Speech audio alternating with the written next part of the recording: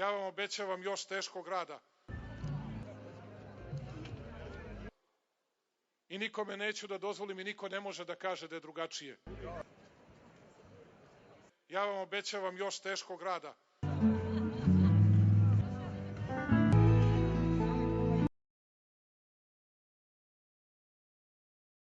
Ali vam garantujem da ćemo u roku od 4 godine pristizati Evropu. Za Srbiju sam radio svakoga dana naporno i teško. Naredne 4 godine možemo da budemo pred vratima Evropske unije. Stavit ćemo i tačku na pljačku.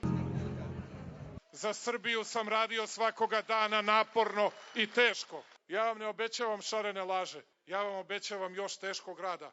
Ali vam garantujem da ćemo u roku od 4 godine pristizati Evropu.